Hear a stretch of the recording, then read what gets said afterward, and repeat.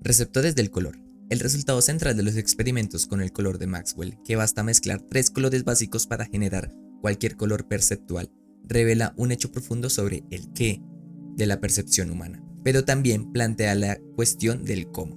Una respuesta hermosa e instructiva a la cuestión del cómo emergió a mediados del siglo XX, cuando los biólogos estudiaron el fundamento molecular de la visión en color.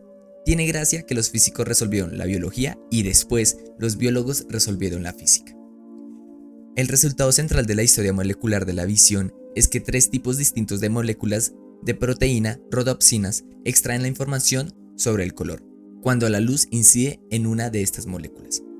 Hay cierta probabilidad de que la molécula absorba una unidad de luz, un fotón, y cambie de forma. El cambio de forma desencadena pequeños pulsos de electricidad, que son los datos que el cerebro utiliza para crear nuestro sentido de la visión. Bien, la probabilidad de que una unidad de luz sea absorbida depende tanto de su color espectral como de las propiedades de la molécula receptora. Un tipo de receptor tiene una mayor probabilidad de absorber luz de la parte roja del espectro y otro prefiere la verde y el tercero la azul, aunque estas preferencias no son nítidas. Véase la lámina Y.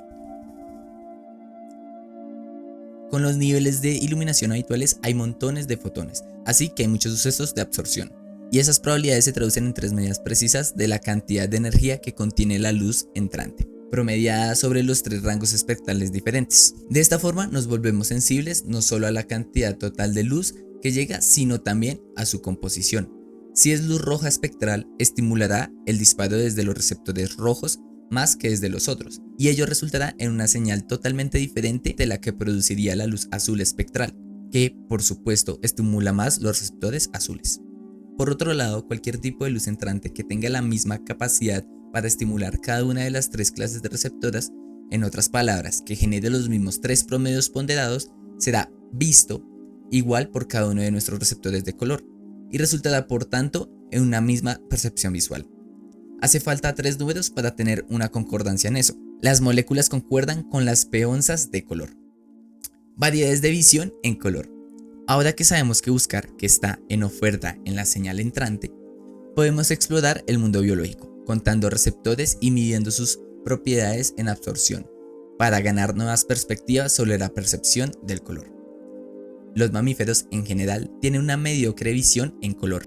El rojo de la capa del torero es para beneficio de los espectadores humanos, no del todo, porque los toros solo perciben tonos grises. Los perros lo hacen algo mejor, ven una especie bidimensional de colores. Podemos reconstruir el punto de vista que tiene el mundo de un perro como en la lámina X, basada en los dos receptores de los perros. Con un poco de procesamiento de imagen sobre la imagen normal, para proyectarla de 3 a 2 dimensiones de color, podemos hacernos una idea aproximada de lo que se pierden los perros y las personas daltónicas. Las personas daltónicas ven solo un espacio bidimensional de colores percibidos. Les falta una de las clases de proteína receptora o tienen proteínas mutantes con una discriminación mediocre. El daltonismo afecta a pocas mujeres, pero es bastante común en los hombres. Lo padece más o menos 1 de cada 12 hombres del norte de Europa. Un daltónico puede cazar cualquier color en un círculo externo de una peonza de colores si solo hay dos colores básicos, rojo y verde, digamos. En el círculo interno, véase la lámina U. Cuando se monta este disco en un cartón rígido y se hace girar deprisa sobre su centro, genera una mezcla de rojo y verde en el disco interior y solo amarillo en el disco exterior, y es fácil comparar un color con otro. Podemos ajustar el brillo total de cada disco, incluyendo sectores negros que no contribuyen ninguna luz reflejada. Hay mujeres que ven en un espacio tetradimensional de colores, las tetracromatas. Tiene una proteína receptora extra, que es una mutación de una de las habituales. Puede discriminar entre mezcla de colores espectrales que la mayoría de gente percibe como indistinguibles. Esta capacidad parece ser infrecuente y no ha sido muy estudiada. Con luz escasa, todos nos volvemos daltónicos. El color hace su entrada en nuestro mundo perceptivo al salir el sol y lo abandona cuando se pone. Esta es, desde luego, una observación común. La hacemos literalmente todos los días, pero a mí me parece una experiencia fascinante cuando estoy atento a ella, en los largos atardeceres veraniegos. Por otro lado, muchos tipos de insectos y de pájaros tienen 4 y hasta 5 receptores de color, incluyendo a veces la sensibilidad al ultravioleta. e incluso sensibilidad a la polarización. Muchas flores poseen patrones vividos en el ultravioleta para seducir a los polinizadores. En el universo sensorial del color exploran dimensiones que eluden nuestra conciencia. Y luego está la langosta mantis o galera. En realidad no es una especie, sino es un orden estomatópodos con cientos de especies distintas que comparten muchos rasgos y siguen un estilo de vida similar. Son unas criaturas extraordinarias en muchos sentidos. Puede crecer hasta unos 30 centímetros y son predadores marinos solitarios. Se agrupan en dos grandes variedades: arponeras o perforadoras y boxeadoras o trituradoras. Los dos tipos golpean con asombrosa rapidez y gran fuerza. Son difíciles de mantener en acuarios porque pueden romper las paredes del cristal, pero la característica más extraordinaria de la langosta mantis en su sistema visual, según la especie, pueden ver entre 12 y 16 dimensiones de color. Su gama de sensibilidad se extiende al infrarrojo y al ultravioleta, véase la lámina Y, y también codifica cierta información sobre la polarización de la luz. El sistema visual humano se basa en 3 receptores de color, mientras que la langosta mantis tiene muchos más. Esta representación de las respectivas curvas de sensibilidad espectral da una idea de los superiores recursos de color de la langosta mantis. ¿Por qué la langosta mantis ha desarrollado su peculiar genio para el color? Es una cuestión fascinante. Una respuesta verosímil es que lo usen para enviar mensajes secretos a otras langostas mantis. Lo que a mí me parece más probable es que utilicen sus propios cuerpos para hacer unas exhibiciones de color impresionantes, de las que nos perdemos la mayor parte, para publicitar su buen estado de forma a las parejas potenciales. Es como la cola de un pavo real dopada con anabolizantes. En apoyo a estas ideas, podemos fijarnos en que algunas especies de langostas mantis parecen en verdad muy coloridas, incluso a nosotros, como vemos en la lámina Z, y que las especies con una visión en color más avanzadas son por lo general las más coloridas. La especie de langosta mantis más avanzada visualmente es también muy colorida, como se ve en esta foto. Por supuesto, la foto solo representa el aspecto de la langosta mantis para nosotros. ¿Cómo pueden estos pequeños cerebros crustáceos manejar semejante chorro de input sensorial? Esta pregunta es ahora mismo objeto de investigación. A mí me parece probable que utilicen una técnica que los ingenieros de la información conocen como cuantificación vectorial, un término de la jerga que explicaré a continuación. Los humanos rellenamos nuestro espacio de color tridimensional de manera muy fina. Somos capaces de distinguir puntos cercanos en este espacio y por tanto de experimentar millones de percepciones de color distintas. Las langostas mantis usan probablemente una representación del grano mucho más grueso, con inputs de grandes regiones de su espacio hexadecadimensional que producen el mismo output. Mientras que nosotros podemos resolver puntos dentro de un espacio relativamente pequeño, ellos localizan borrones que dividen un espacio mucho mayor. Nosotros hacemos una proyección tridimensional muy cruda del input electromagnético infinito dimensional, pero exploramos esa proyección con precisión, mientras que la langosta mantis hace una proyección mucho más sofisticada, pero la explora groseramente. Sentido del espacio y sentido del tiempo. Una vez examinada el qué y el cómo de la visión en color, estamos preparados para abordar la pregunta ¿por qué? Dos preguntas ¿por qué? Surgen con naturalidad. ¿Por qué los humanos y muchas otras criaturas se ocupan tanto de las oscilaciones ultra rápidas de los campos electromagnéticos? Fijémonos que si hubiera formulado la pregunta de la forma ¿por qué los humanos y muchas otras criaturas se ocupan del color?, nos vendrían a la cabeza tantas respuestas que la pregunta parecería ridícula. Pero si formulamos de la primera forma, que en realidad viene a decir lo mismo, plantea un punto profundo. La información sobre las oscilaciones rápidas en los campos electromagnéticos es importante para nosotros, porque es importante para los electrones en los materiales. Esos electrones suelen responder de diferentes formas, según su entorno material, a las oscilaciones electromagnéticas de diferentes frecuencias. Debido a ella, la luz que se origina en el Sol, tras interactuar con la materia y transmitirse a nosotros, porta información sobre la materia interpuesta impresa por sus electrones. Dicho en plata, los colores de los objetos codifican la sustancia de la que están hechos. Tú ya sabías eso por experiencia naturalmente, pero ahora también sabes en términos fundamentales qué es exactamente lo que has experimentado. ¿Por qué la visión es tan diferente de la audición? Después de todo, ambos sentidos se ocupan de una información que viaja hasta nosotros por vibraciones, que nos llegan en forma de ondas. La vista se ocupa de las vibraciones de los campos electromagnéticos y el oído de las vibraciones del aire. Pero la forma en que percibimos los acordes de luz y los acordes de sonido son profunda y cualitativamente diferentes. Seamos precisos sobre esto. Cuando recibimos varias notas puras que suenan juntas, oímos acordes en los que las notas retienen su identidad individual. En un acorde Do mayor, puedes oír el Do, el Mi y el Sol separadamente, y no te queda duda de que notarás una diferencia cualitativa si una de ellas está ausente, o si es mucho más ruidosa que las demás.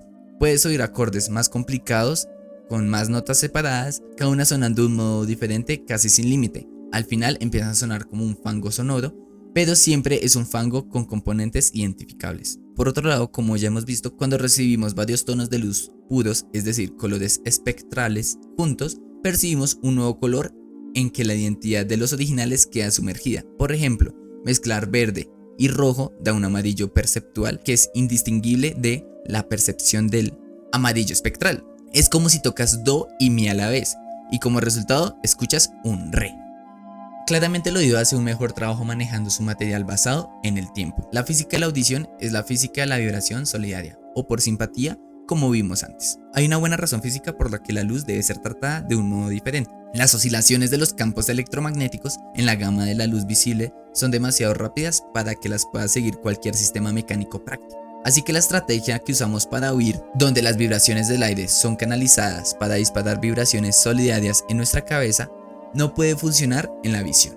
Para sintonizarnos con las vibraciones de la luz tenemos que usar unos receptores mucho más pequeños y ágiles. Para la luz, los receptores útiles son los electrones individuales, pero en el mundo subatómico de los electrones hace su entrada a la mecánica cuántica, y eso cambia las reglas del juego. La transferencia de información de la luz a los electrones solo puede ocurrir mediante la transferencia de parte de la energía de la luz.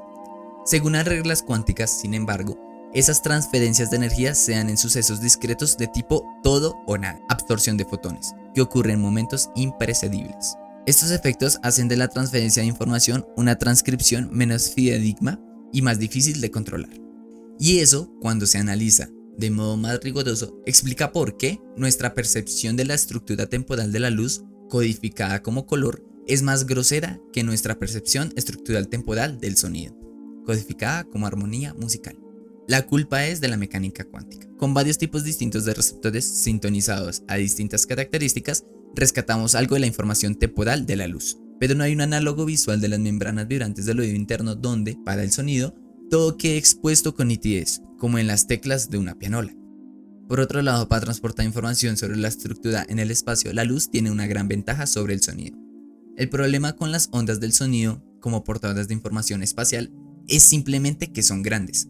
Su longitud de onda, y no por coincidencia, es comparable al tamaño de los instrumentos musicales, como las guitarras, los pianos o los tubos de un órgano de iglesia. Así que no pueden resolver estructuras mucho más pequeñas que eso.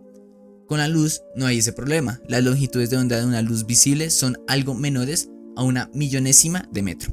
La vista es primariamente un sentido espacial, mientras que el oído es primariamente un sentido temporal, por sólidas razones físicas. Abriendo las puertas.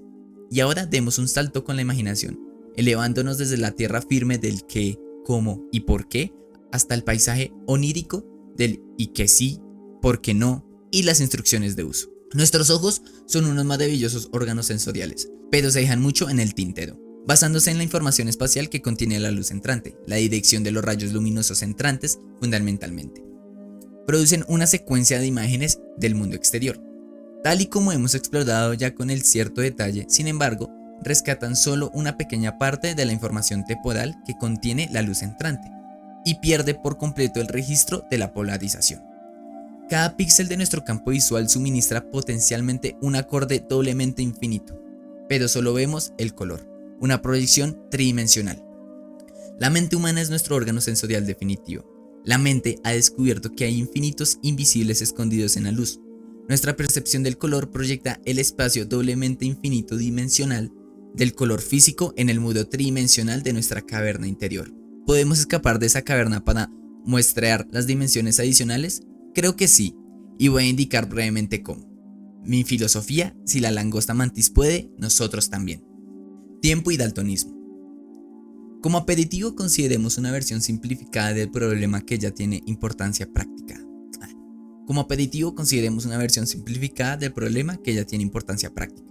Conocemos con bastante precisión qué información se pierden los daltónicos, es decir, el promedio concreto de intensidades espectrales que codifica la proteína receptora que les falta.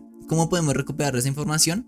Bien, para hacerlo tenemos que presentar la información sobre el color en el lugar que le corresponde, integrada en las imágenes visuales.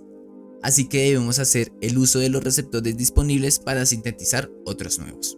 Y dentro de las imágenes queremos que la nueva información esté amarrada a los lugares correctos.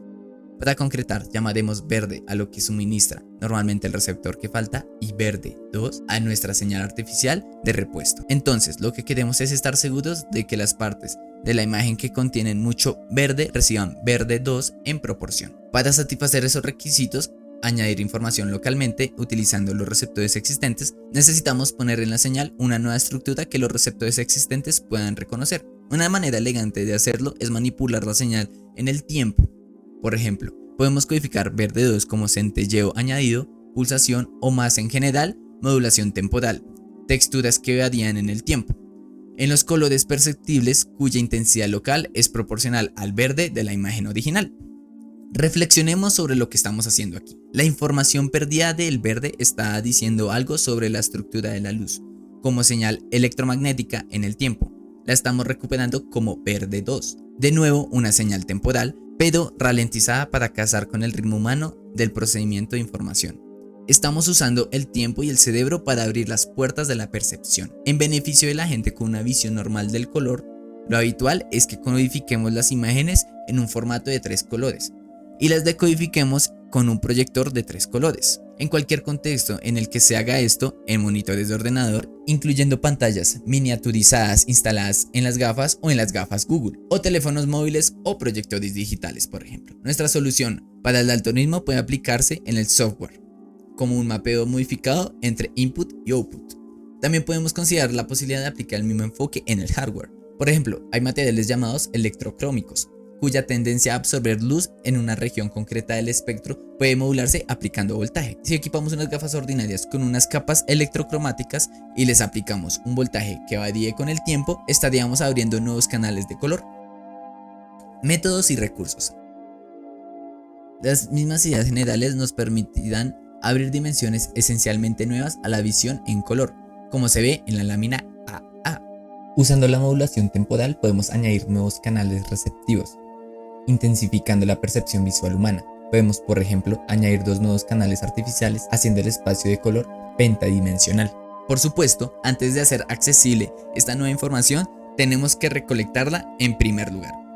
El hecho de que la fotografía digital y la computación gráfica se basen en 3 colores básicos y no en más, no se ve a ninguna consideración física fundamental. Como hemos visto, hay un doble infinito de colores allá afuera, esperando a nuestra mirada limpia. Las razones por las que la tecnología se ha estabilizado con esos 3 colores son: 1. 3 colores básicos nos permiten sintetizar cualquier color perceptual, como nos enseñó Maxwell. 2. 2 colores básicos no bastan. 3. Lo más simple y barato es utilizar el menor número que sea suficiente. Pero una vez que decidamos extendernos a dimensiones extra del espacio del color, la tecnología parece muy viable, y ya que se ha utilizado de forma exploratoria. Un diseño sencillo para 4 dimensiones, viable tanto para recepción como para transmisión digital, se muestra en la lámina BB. Una matriz periódica de 4 receptores distintos, pequeños y muy apretados, puede obtener imágenes cuya estructura fina sostiene 4 dimensiones de color. Una pantalla que se basara en la misma arquitectura, con al menos uno de los elementos explotando la modulación temporal, puede hacer esa información accesible a la visión humana. Podemos crear 4 o 5 clases distintas de receptores de color en formación ceñida con un estilo parecido al que usamos ahora para 3. En la parte del output podemos hacer que 3 transmisores de color hagan un trabajo doble, superponiendo un centelleo, o bien, como en la lámina BB, reservar una clase especial de píxeles para el nuevo canal. En cualquier caso, unos canales extras se vuelven disponibles cuando abrimos el output a una variación artificial del tiempo, cuya posición y fuerza se controla por las señales de los nuevos receptores. Será muy divertido, creo yo, experimentar colores adicionales de esta forma. ¿Y para qué sirve eso? Ha sido una alegría para mí comulgar con Maxwell a través de sus escritos y del testimonio de sus amigos. Se ha convertido en mi físico favorito. Aquí voy a esbozar un pequeño retrato impresionista de él, según su amigo y biógrafo Lewis Campbell. Durante su niñez, su pregunta permanente era: ¿para qué sirve eso? ¿Qué hace? Y no se contestaba con una respuesta vaga, sino que insistía: ¿pero para qué sirve en concreto? La correspondencia de Maxwell con su familia y amigos recuerda a la de Mozart. Está llena de juegos de palabras, dibujos cómicos y calor humano. Lo que sigue es un extracto de una carta a su joven primo Charles Kay. En una línea alude a su teoría dinámica, la obra maestra que tratamos antes. En la siguiente, sin medir una pausa, describe unas observaciones sobre su nuevo perro. He sacado también un artículo a flote con una teoría electromagnética de la luz, que hasta que me convenzca de lo contrario, creo que es una bomba. Spice se está volviendo de primera clase. Es la principal paciente bajo el oftalmoscopio y gira los ojos cuando se lo pido, mostrando el tapetum, el nervio óptico o cualquier otra cosa que le haga falta. Durante toda su vida escribió poesía. Uno de sus mejores poemas es una canción, Rigid Body, que cantaba acompañándose con la guitarra. En cada estrofa, el propio Maxwell se queja de lo difícil que es calcular cómo se mueven los cuerpos rígidos. Entonces el propio cuerpo rígido responde diciendo en su esencia: yo solo hago mi trabajo. Recurre a la canción de Robert Burns, Coming Through the Ride, y está salpicada de giros escoceses.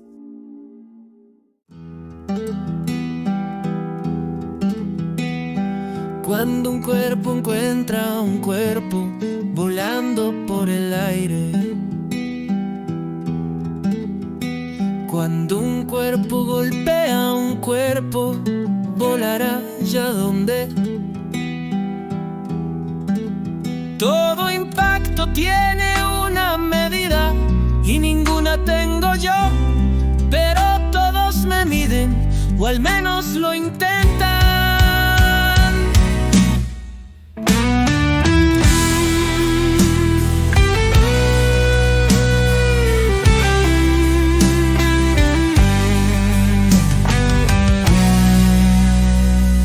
Cuando un cuerpo encuentra un cuerpo libre por entero,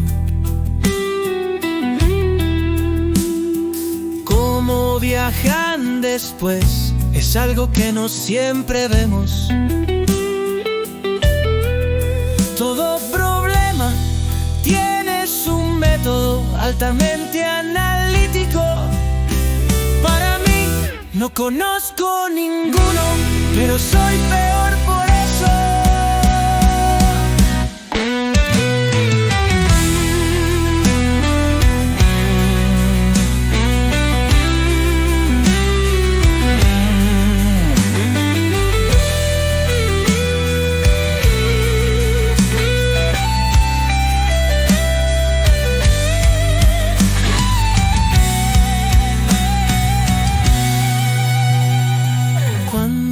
Encuentra un cuerpo libre por entero,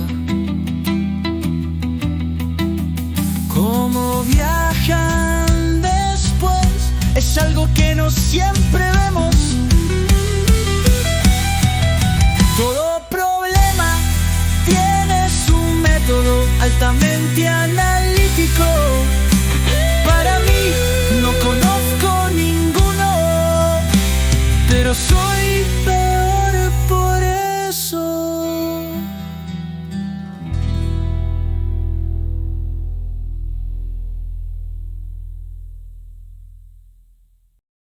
Muerte y vida. En la primavera de 1877, antes de haber cumplido 46 años, Maxwell empezó a notar síntomas de indigestión, dolor y fatiga. En los meses siguientes sus síntomas empeoraron y pronto quedó claro que tenía cáncer abdominal, la misma enfermedad que se había llevado a su madre a una edad similar, cuando Maxwell era un niño de 9 años. Maxwell sabía que no le quedaría mucha vida. Según Campbell, en las últimas semanas su sufrimiento era muy grande, pero él apenas lo mencionaba y su mente estaba en absoluta calma. El único pensamiento que le pesaba y al que se refería constantemente era el del futuro bienestar y comodidad de la señora Maxwell. Maxwell murió en 1879, a los 48 años. Cuando tenía 23, Maxwell había hecho una anotación concienzuda en su diario privado, en la que anticipaba la vida que iba a llevar. Feliz es el hombre que puede reconocer en su trabajo de hoy una parte conectada al trabajo de su vida y una encarnación del trabajo de la eternidad. El fundamento de su confianza es inmutable, porque se ha hecho partícipe del infinito. Resuelve de manera extenuante sus quehaceres diarios porque el presente le viene dado por obsesión. Así debería ser el hombre, una imitación del divino proceso de la naturaleza, y para mostrar la unión de lo infinito con lo finito, sin despreciar su existencia temporal. recordando que solo en ella es posible la acción individual, pero sin ocultar a su visión lo que es eterno, sabiendo que el tiempo es un misterio cuya contemplación no puede aguantar el hombre hasta que la verdad eterna lo ilumine. Todo problema tiene su método altamente analítico.